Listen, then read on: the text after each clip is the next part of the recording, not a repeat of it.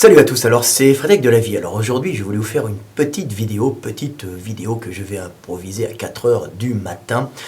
parce qu'il me semble extrêmement intéressant de revenir sur une découverte fondamentale que j'ai fait sur la structure, en fin de compte, de l'esprit humain et structure si particulière qui fait que nous avons souvent dans notre espèce humaine des troubles, des maladies mentales tels que les troubles de bipolarité, les troubles dissociatifs, comme on appelle aussi, ou les troubles de schizophrénie. Alors, bien sûr, ce sont des définitions qui englobent un ensemble de pathologies psychiatriques plus ou moins lourdes en fonction de qu'elles soient plus ou moins prononcées chez les individus. Mais je ne vais pas parler d'une façon scolaire pour vous décrire tous ces troubles, mais je vais vous en expliquer la cause profonde, la cause qui est directement liée avec notre structure mentale et la façon dont le cerveau humain, par rapport aux autres espèces de mammifères, est en fin de compte structuré. Donc pourquoi la structuration de notre cerveau, si puissant, si analytique, est capable de bugger dans de telles conditions et de générer de tels troubles, comme la bipolarité, les troubles dissociatifs, la schizophrénie, j'en passe, et des meilleurs. Alors pour ça, je vais d'abord vous lire deux petits textes que j'ai écrits, dont un texte que je vous ai déjà lu, mais qu'il est bon de rappeler pour que vous compreniez un peu par ces petites synthèses écrites que je vais lire, comment nous sommes constitués, de quelle façon notre esprit est bâti, et de quelle façon nous réfléchissons, et de quelle façon nous pouvons avoir des bugs dans notre façon de penser. Alors le premier texte s'appelle « Schizophrénie humaine » et je vous l'ai déjà lu, mais je vais vous le relire parce que je pense qu'il est extrêmement important. Schizophrénie humaine. La véritable nature spirituelle humaine n'est pas faite d'un esprit, mais de l'interrogation au sein de l'esprit de deux êtres, la thèse et l'antithèse, dialoguant dans notre tête pour peser le pour et le contre avant d'agir. Cette dichotomie spirituelle humaine basée sur le verbe et le dialogue interne en vue de maîtriser, de conquérir le monde, est le propre de l'homme et lui donne sa supériorité de grands conquérants et de grands prédateurs par cette capacité schizophrène d'analyse. Alors schizophrène ou bipolaire ou dissociatif. C'est-à-dire qu'on est capable d'avoir deux personnalités en nous, même parfois même plus. Voilà, premier petit texte qui, j'espère, vous fait comprendre qu'il y a en l'homme cette capacité d'analyse qui est faite sur la possibilité de créer, en fin de compte, deux individus qui ne sont qu'un seul en vérité, mais qui dialoguent au sein de notre esprit pour analyser le monde. Je vais faire ça, non, je pourrais faire ci, non, si tu fais ça c'est dangereux, non, si tu fais ci. Alors ces deux individus peuvent être des fois plus nombreux, mais c'est cette capacité de peser le pour et le contre qui rend en fin de compte l'homme par le verbe, par ce verbe si propre à l'homme, et cette capacité par le verbe de se dissocier, de pouvoir, par cette dissociation et cette interrogation de plusieurs individus au sein de notre esprit, de pouvoir analyser le monde, en tirer de cette analyse des conclusions et en fin de compte agir en toute conscience de cause en ayant pesé le pour et le contre. Voilà. Alors, le second petit texte que j'ai écrit s'appelle « Le singe schizophrène ». L'homme, c'est le singe capable par le verbe de se parler dans sa tête. Mais pour se parler dans sa tête, il faut être deux. L'homme est devenu ce singe schizophrène, conversant avec lui-même, générant au sein de son esprit la thèse et l'antithèse. Deux êtres opposés et réfléchissant ensemble par l'affrontement des futurs possibles verbalisés. Moyen le plus efficace pour analyser le monde et par cette dichotomie spirituelle, peser le pour et le contre pour choisir la solution la plus efficace pour survivre et transmettre la vie. Donc vous voyez bien qu'au sein de l'homme, il y a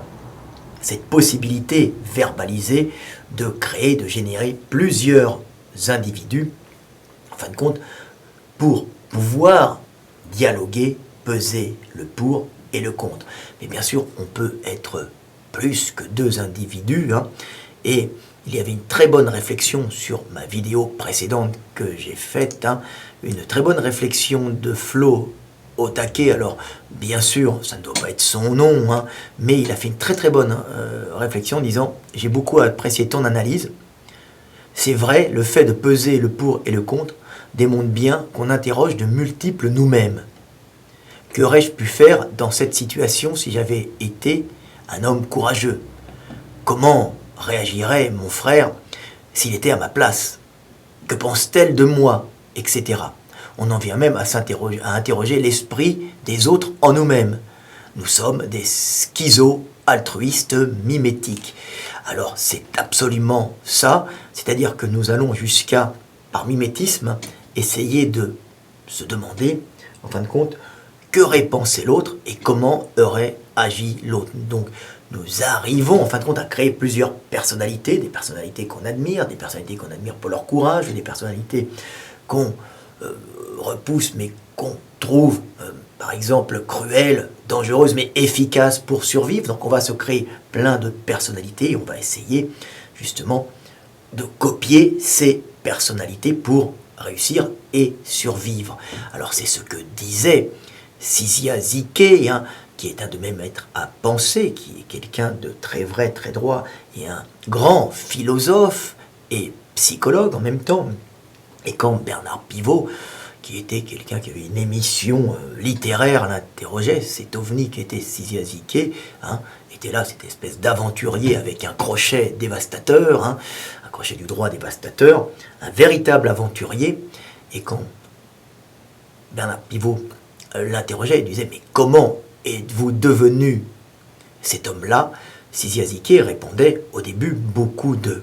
comédie et après de moins en moins. C'est-à-dire qu'il s'était créé un individu autre que le petit Sizia Zike, un jeune enfant adolescent. Il s'était créé un être mythique, un super-héros en lui, et avait essayé de coller à cette image pour réussir son existence, et progressivement, il était devenu, par mimétisme, l'être rêvé. Donc c'est ça, l'homme, c'est l'homme, la capacité par le verbe de générer des individus en lui à la base pour s'interroger sur le monde par le dialogue de ces individus et les maîtriser. C'est pour ça que quand on lit des philosophes, on lit des savants, on lit des aventuriers, en fin de compte, on s'imprègne d'individus et on les fait vivre dans nos têtes et on les fait quelquefois penser dans nos têtes, on devient multiple et on essaye des fois de réagir comme aurait réagi un tel ou comme aurait réagi truc, grâce justement à l'apprentissage par le verbe et par la vision bien sûr, par ces neurones miroirs, par cette façon d'intégrer des personnalités en nous et de réfléchir par le verbe, hein, par la discussion que l'on se fait au fond de soi, à comment réagir, quelle est la réaction la plus appropriée. En général, c'est toujours pour vivre ou se reproduire. Hein. Donc à la base, c'est pour chercher l'énergie, la prendre, la conserver et la redonner dans l'acte d'amour pour en fin de compte transmettre la vie avant de mourir. Donc l'homme est en fin de compte un être multiple avec de multiples personnalités qu'il acquiert par ce cerveau si particulier qui est formaté par ses capacités en fin de compte à pouvoir parler avec des notions de temps et avoir ses compressions de données en mots, ce qui fait qu'il ne réagit plus en réflexe conditionné, mais qu'il pense par le verbe. C'est cette capacité verbalisée de dire « je suis celui qui est », que vais-je faire? Je ferai ci, je ferai ça. Non, tu feras ci, non, tu feras ça. Il y a là plusieurs personnalités s'interrogent en vous sur ce qu'il faut faire. Hein. Alors, bien sûr, on peut avoir au fond de nous, vous savez, dans ces dessins que l'on voit, par exemple, Hergé qui dessine tout le temps des individus avec des fois le diable hein, d'un côté et l'ange de l'autre. Hein, on voit souvent ça dans les BD pour enfants. Nous avons deux individus qui s'interrogent. Alors c'est très basique parce qu'il peut y en avoir même plus au sein d'une personnalité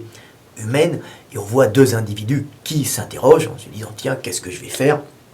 Ils voient par exemple un bon gâteau au chocolat et il y en a un qui dit vas-y mange-le, c'est bon pour toi, tu vas le bouffer, tu vas en prendre plein, tu vas être plein d'énergie, prends-le, puis l'autre tu dis oui mais n'en prends pas trop parce que tu risques d'avoir des problèmes, d'avoir mal au ventre, il faut y aller. Donc l'ange le prévient, ne fais pas ça, fais attention, et l'autre lui dit vas-y prends-le. Alors on pourrait voir aussi l'ange et le démon par exemple quand vous voyez la femme d'un ami qui vous fait de l'œil parce qu'elle s'ennuie peut-être avec son ami, vous avez l'ange, c'est-à-dire l'être social qui fait passer le groupe avant vous, qui vous dit n'y va pas, c'est pas bien, la règle, la morale du groupe te l'interdit, ne fais pas ça, bien que tu sois attiré et elle te fait de l'œil. Effectivement, il y a cette loi sociale qui fait que si tu vas avec ces femmes, tu peux créer des désordres dans le groupe qui entraînent la destruction du groupe, et le groupe étant le garant de la survie de l'individu, tu risques de créer des désordres dans le groupe qui, en fin de compte, à plus ou moins long terme, gênent la survie de l'individu. Mais de l'autre côté, vous avez l'être égoïste, hein, l'être qui ne pense qu'à sa gueule et qui se dit « Écoute, ton copain est un connard, ça se trouve c'est un impuissant et c'est un con, et tu vas à ce moment-là lui trouver des excuses. Sa femme, elle est mignonne, si elle veut aller avec toi, c'est normal, il n'a pas su la garder, et en plus, elle est belle, elle est baisable, donc reproductrice, donc tu peux transmettre tes gènes, tu y vois inconsciemment une possibilité de transmettre la vie, et à ce moment-là, tu passes par-dessus la morale et tu vas coucher avec la femme du voisin, optimisant pour toi personnellement tes possibilités peut-être de transmettre la vie et de faire de la diversification génétique, donc d'avoir un enfant à droite ou à gauche, en même temps de cocufier le mari, ce qui arrive bien sûr souvent, mais bien sûr, ça c'est purement égoïste, ça peut marcher, hein, c'est le diable si vous voulez, ça peut des fois marcher, mais ça peut détruire le groupe, et le groupe étant le garant de l'individu, hein, à ce moment-là, ça peut entraîner à plus ou moins long terme la mort de l'individu ou des problèmes pour lui parce qu'il sera dégagé, parce que le groupe ne sera plus uni et puis d'autres groupes viendront l'affronter. Donc on voit tout le temps ce dialogue interne entre deux individus, hein, l'individu moral pensant d'abord altruiste aux autres et l'individu immoral et égoïste pensant à lui-même, mais lui-même doit d'abord vivre pour pouvoir aider les autres, mais en fin de compte, la vie n'est faite que de ce dialogue entre ces deux individus, celui qui pense au groupe, hein, l'homme étant un animal social, donc à la survie globale du groupe qui permet la survie de l'individu, puisqu'un groupe uni protège l'individu, mais au sein du groupe, il peut y avoir, bien sûr, des intérêts personnels égoïstes, hein, ce qu'on peut appeler le diable, le mauvais génie, qui te pousse à niquer ton voisin pour toi-même te gorger d'énergie et transmettre la vie d'une façon égoïste. La vie est bien sûr faite de l'association de ces deux individus, donc globalement, mais il y en a même plusieurs personnalités qui viennent, hein, qui en fin de compte s'affrontent au sein de l'homme, hein, pour, en fin de compte, tomber d'accord sur le choix, hein. Alors ça va être ou je fais ci, ou je fais ça, ou bien je ne fais rien parce que je suis indécis. J'agis pour le groupe, j'agis pour moi-même, ou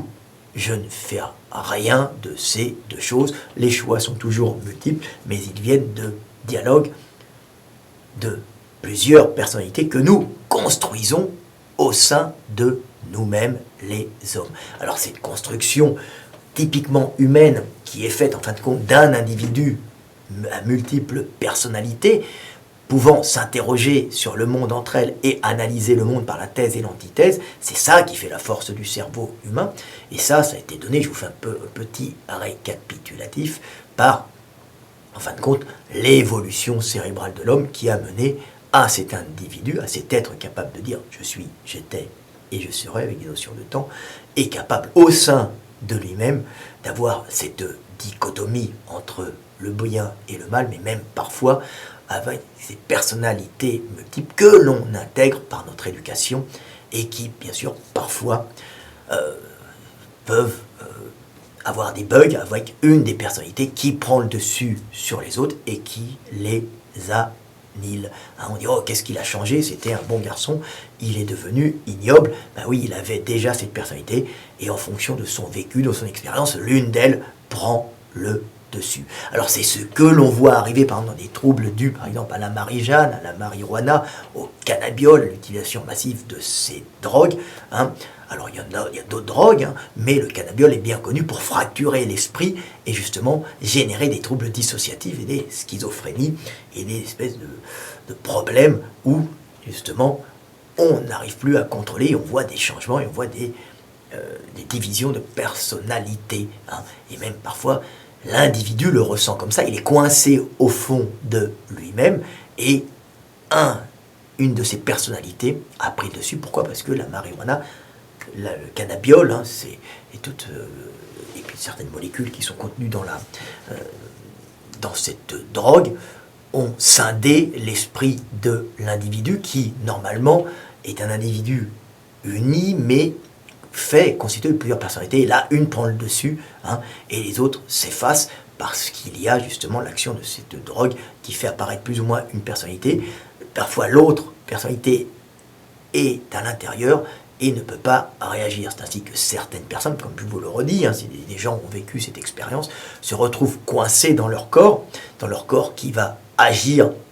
sous une personnalité majeure qui est en eux, mais une personnalité mineure qui va être en elle, ils la ressentiront comme étant eux-mêmes et étant contrôlés par une personnalité majeure et ils se ressentiront à l'intérieur de leur corps, dire je veux agir, mais je ne peux pas, et il y aura l'autre qui ira taper la gueule au voisin et il sera dans son corps, se voyant taper le voisin et étant incapable d'agir. Enfin, c'est une de ces personnalités qui observe l'autre personnalité ayant pris le dessus sur lui. Donc cette dissociation est due bien sûr à la capacité verbale de l'homme, justement, de s'extérioriser par le verbe et de créer des personnalités en vue de discuter et d'analyser par thèse, antithèse pour maîtriser le monde. Et bien sûr, ça fait des bugs. Et c'est très intéressant de comprendre qu'une foultitude, qu'une quantité très importante de pathologies mentales humaines viennent tout simplement de la structure de notre cerveau qui est faite pour faire dialoguer plusieurs individus ensemble, thèse, antithèse, pour pouvoir analyser le monde et choisir l'option la plus viable à la survie. Alors je vous fais le petit récapitulatif sur comment s'est formé l'esprit humain. Et bien tout simplement, l'esprit humain, l'homme, c'est celui qui est capable de dire « je suis, j'étais et je serai ». Donc il y a des notions de temps dans le langage et comment ça s'est fait. Je ne cesse de vous le dire et de vous l'expliquer. On va le refaire un petit peu pendant cette vidéo que je pense fondamentale pour que vous compreniez justement le fonctionnement du cerveau humain et les troubles dissociatifs qui peuvent être liés et que beaucoup de gens ont vécu, beaucoup de gens qui m'écoutent, et vous comprendrez pourquoi vous avez ces troubles, ces troubles qui peuvent même, je vais vous faire le récapitulatif, mais ces troubles qui peuvent même être des fois être considérés comme des troubles de possession pour, par exemple, les religieux. Par exemple, quand vous avez des individus qui sont possédés par des démons, c'est en général des individus qui voient l'unité, en fin de compte, de leur esprit constitué d'un ensemble de personnages qui s'interrogent, celui qui est le bon, celui qui est le mal, les deux étant fondamentaux pour suivre la voie du milieu et vivre dans son monde. Le bon étant celui qui fait passer la morale et le besoin, la survie du groupe avant tout le monde, et le mauvais, c'est celui qui fait passer par l'égoïsme le bien de lui, mais bien sûr, le bien de soi, on commence par prendre au monde avant de restituer aux autres avant de mourir. Donc en réalité, c'est un ensemble, mais il peut y avoir dans des troubles de dissociation, c'est des troubles de possession, en fin de compte, c'est une des personnalités qui, sous l'effet d'émotions, sous l'effet de problèmes génétiques, de problèmes de confrontation au milieu par des drogues, des chocs émotionnels, un ensemble multiple de causes, fait qu'il y a une brisure au niveau de ces personnalités. Elles ne sont plus unies dans l'esprit, un esprit qui serait multiple mais uni en même temps, et l'une prend le dessus. C'est pour ça qu'on voit des jeunes femmes ou des gens qui sont pris de possession. Une de leurs personnalités prend le dessus, elle est plus puissante, celle qui a été peut-être la plus formée par leur esprit quand elle était petite, ou celle qui apparaît le plus à la suite d'un traumatisme. Et c'est pour ça qu'on voit des gens qui sont dans des troubles comme ça, où Satan, je suis, des trucs comme ça, je suis multitude. En fin de compte, c'est une personnalité négative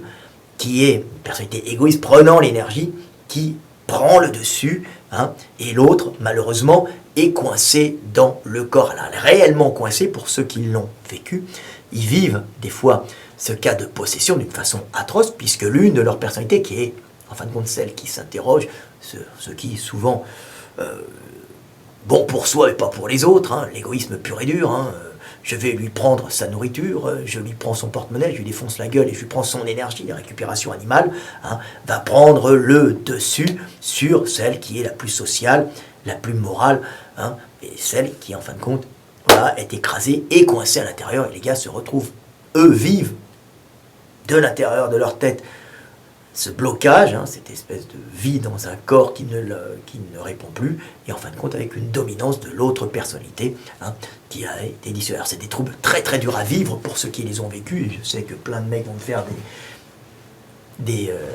petits discours sur ma vie en disant « Mais monsieur Delavier, comment vous savez ça? Monsieur Delavier, c'est étrange. » Oui, c'est étrange. Et vous savez bien comment je sais ça, les gars. Hein, vous devez le savoir si vous l'avez vécu.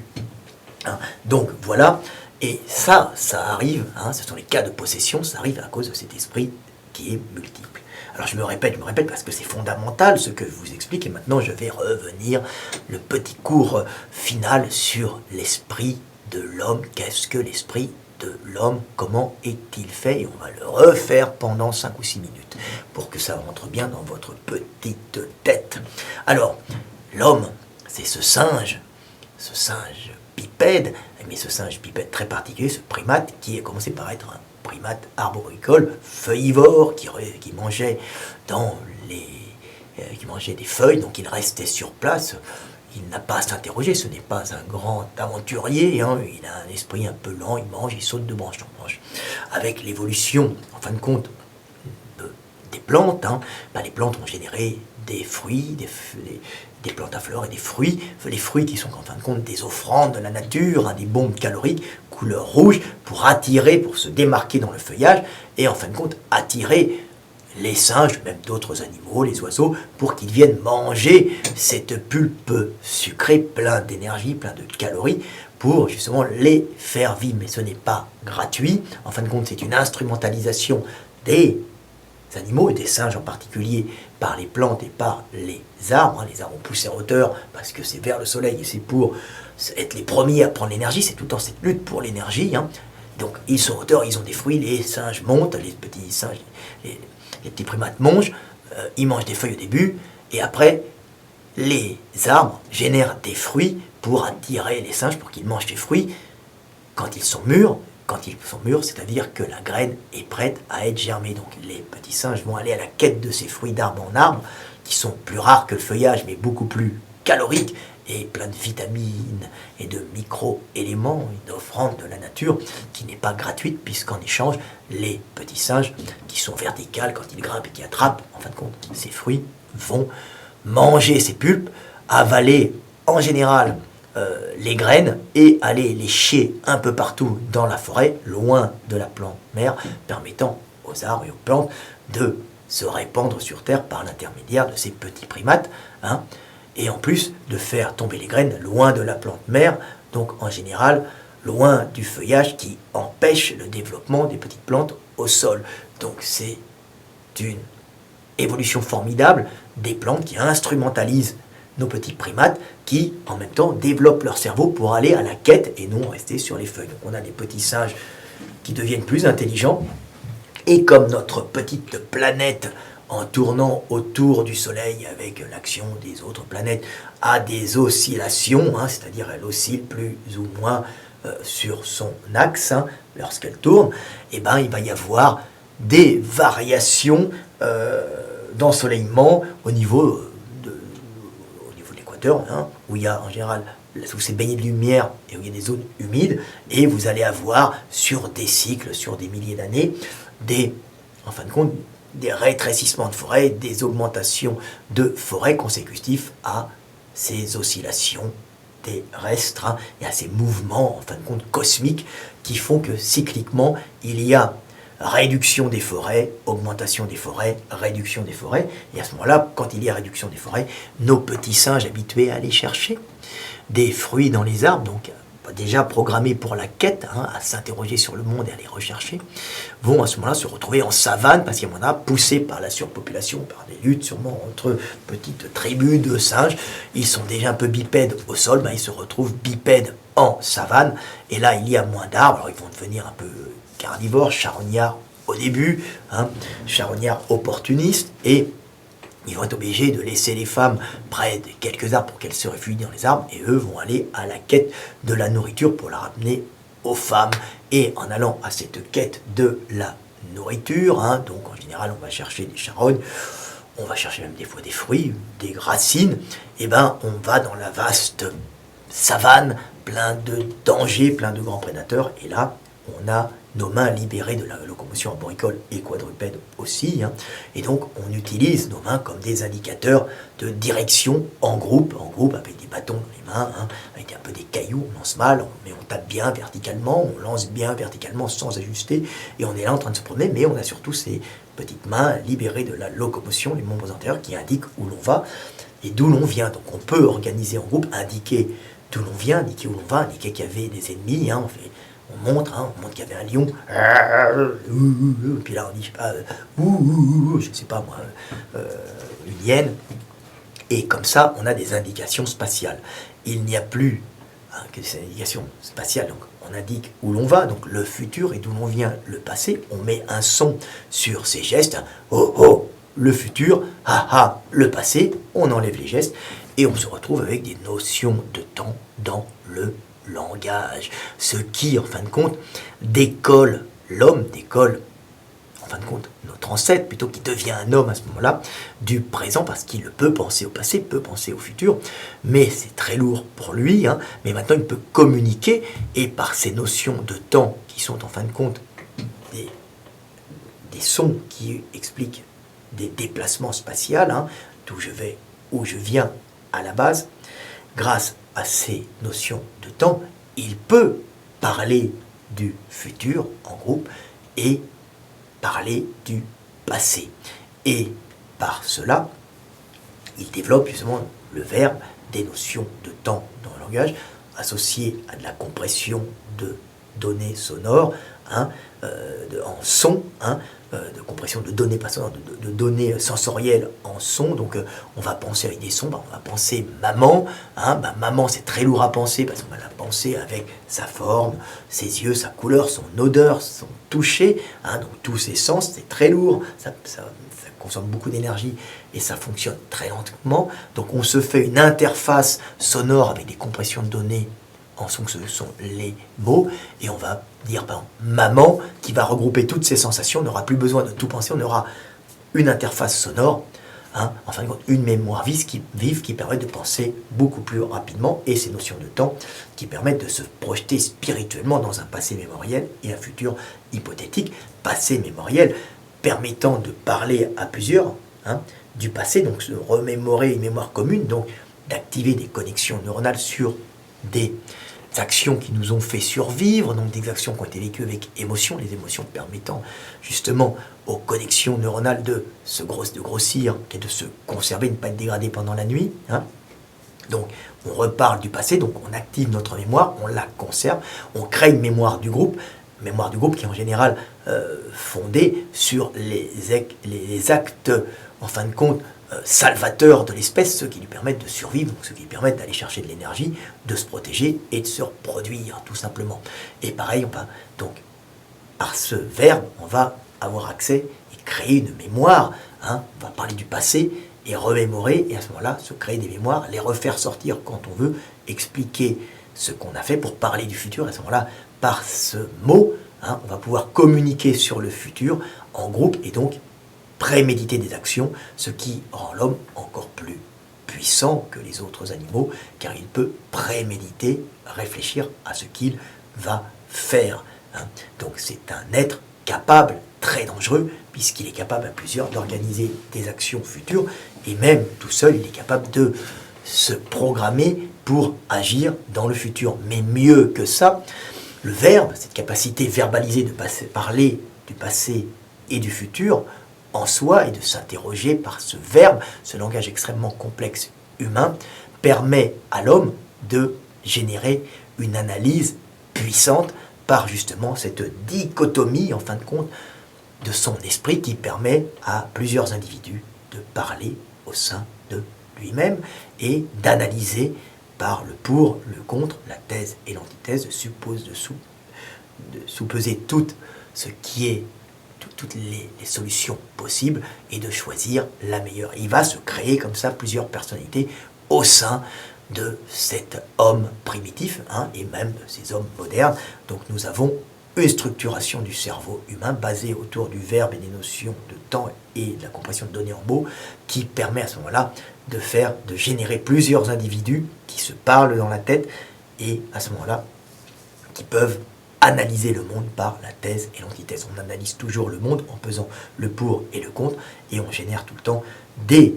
personnalités multiples au sein de nous-mêmes pour pouvoir analyser ce monde. Et c'est pour cette raison, parce que notre cerveau humain est structuré de cette façon, que des troubles fréquents peuvent arriver, puisque cette machine de précision basée sur une unité, un être unique, construit de plusieurs personnalités analysant le monde, peut avoir des bugs parce qu'elle est très complexe. C'est comme une voiture de précision et il lui arrive d'avoir des troubles liés à cette complexité et des troubles type bipolarité. Bipolarité, c'est quand une personnalité, vous avez deux personnalités qui se succèdent, des fois à cause de problèmes hormonaux, bien sûr, mais qui génèrent cette dissociation des individus en deux personnalités. Alors, les hormones vous rendent plus ou moins agressif, mais vous mémorisez ces individus agressifs, et même quand vous n'avez plus forcément ces hormones, vous pouvez encore, comme la testostérone, rester agressif par mémorisation de ce que vous avez été. Donc on crée des individus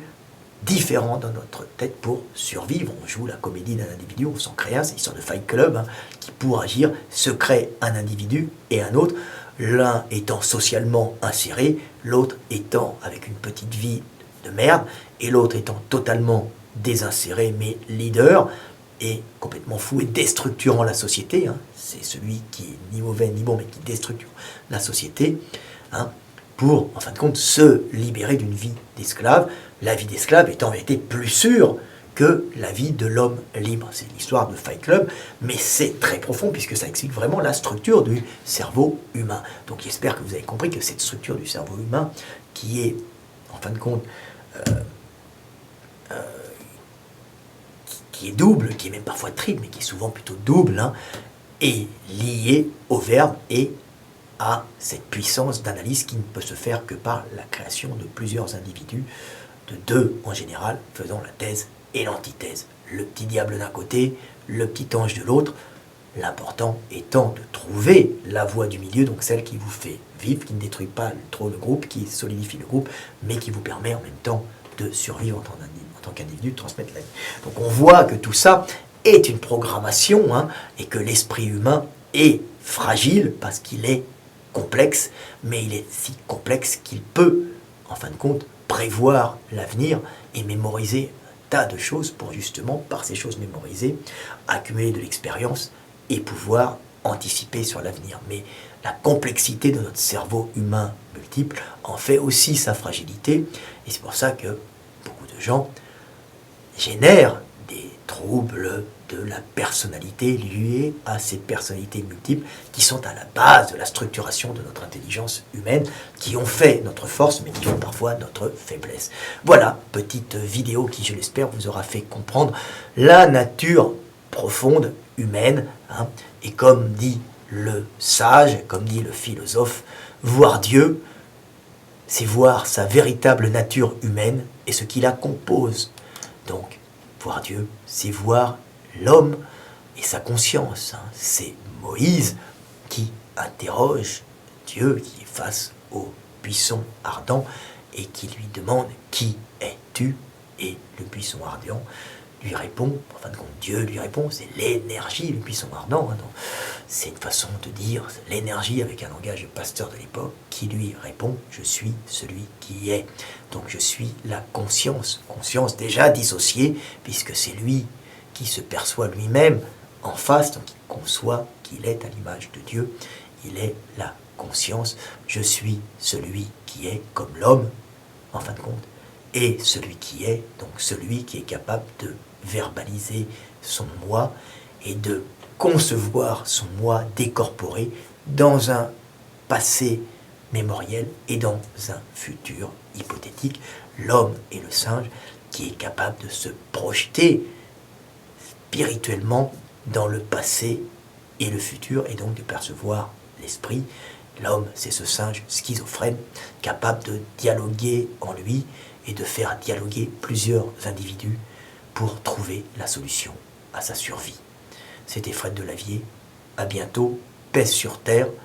Nous sommes tous conscience divine, conscience du monde. À bientôt.